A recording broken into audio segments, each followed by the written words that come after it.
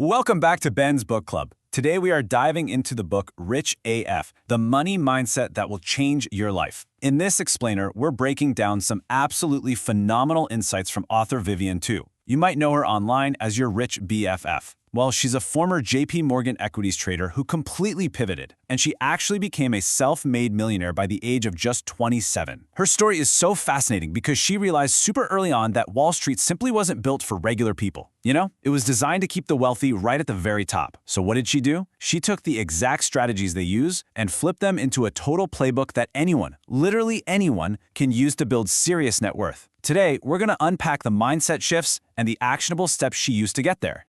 Okay, let's dive into this. Why do we stress over a $7 latte? Seriously, think about it. For years, traditional kind of boomer finance advice has aggressively guilt-tripped us over these small, everyday purchases. We're constantly told that if we just stop buying avocado toast and iced coffee, we're going to magically be able to afford a down payment on a house. But Tudo challenges this directly, and when you actually do the math, it becomes completely absurd. Even if you diligently skip a $7 latte every single day for an entire year, you save what? About $2,500. That is definitely not buying anyone a mansion. Heck, it's not even buying a modest starter home in today's housing market. Stressing over a latte isn't teaching us how to build real wealth. It's really just making us feel terrible for enjoying our mornings. So, to get past that guilt, we need a massive paradigm shift. We've got to move away from these inherited myths of a scarcity mindset. Now, scarcity means you're always playing defense, right? You're obsessively cutting costs, clipping coupons, and basically denying yourself joy. But there's a huge mathematical flaw in that logic. Cost cutting has a floor. You still have to pay rent, you still have to eat, you can only cut so much before you literally hit zero. Tuda advocates moving to an abundance mindset, which means playing offense with your money. Because while savings absolutely have a floor, your earning potential is theoretically limitless. Think about the effort versus reward here. Spending 3 hours to clip 20% off your grocery bill saves you a few bucks, sure, but spending those same 3 hours negotiating a 20% raise at work, that fundamentally changes your financial trajectory. Section 1. Maximize your earning potential. So the crucial point is, since we know you can only cut so many expenses, we have to look at your career. Your ability to earn more is where the real ceiling gets lifted. Wealthy people know their worth. Rich people are comfortable being entitled. They don't just put their heads down, do the work, and cross their fingers hoping someone notices and hands them a bonus. No way. They are strategically entitled. They negotiate relentlessly for their starting salaries, they constantly ask for raises, and most importantly, they view money as a totally neutral tool to be acquired. It's not something evil or taboo or scarce that they shouldn't dare ask for.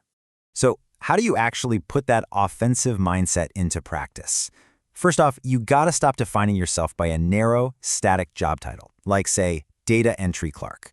Instead, rebrand your transferable skills.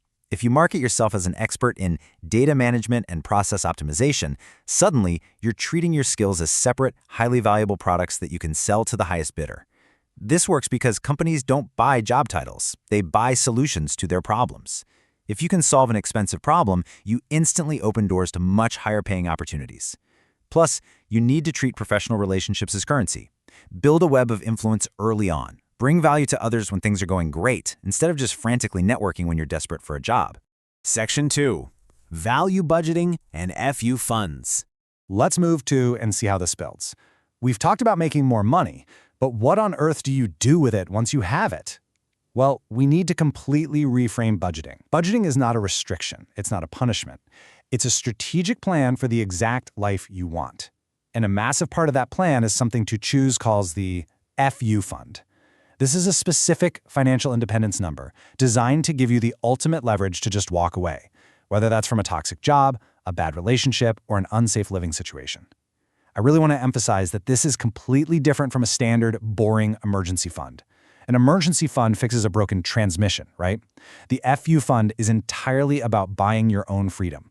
It's that cash cushion that lets you quit a nightmare boss on a random Tuesday without having another job lined up yet. It gives you ultimate power. But to build that life-changing fund, you have to understand exactly how to spend. Let's contrast two very different spending habits. On one side, we have value-based spending. This is spending without an ounce of shame on things that bring you genuine joy. Travel, great food, or yes, even that $7 latte. The wealthy absolutely do this, but they aggressively avoid what Tu calls peacocking. Peacocking is status spending just to look rich to strangers. It's a massive debt trap. It's financing a flashy luxury car at 12% APR just to impress people sitting next to you in traffic, people who don't even know you. The irony here is that truly rich people actually keep very little liquid cash sitting around, and you'll often see them driving standard, reliable cars. Why? Because their money is tied up in appreciating assets, not depreciating status symbols. Section 3. The lazy path to wealth. This brings us to the ultimate truth of Vivian Tu's entire philosophy. You simply cannot save your way to true wealth. It just doesn't work like that. You must put your money to work for you. And to do that, Tu gives us a brilliant, straightforward acronym, the STRIP method.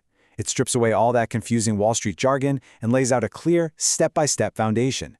Step 1 is savings, establishing that baseline safety net. Step 2 is total debt. You manage it strategically and aggressively, prioritizing high-interest debt, because compound interest working against you will literally eat all your future gains. Step 3 is retirement, taking full advantage of employer matches. Step 4 is investing the rest to grow your wealth. And Step 5 is planning for the long term.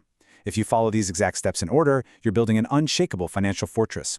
Now, what's really interesting about this slide is it entirely shatters the illusion that investing is only for high-strung older guys in tailored suits yelling on trading floors.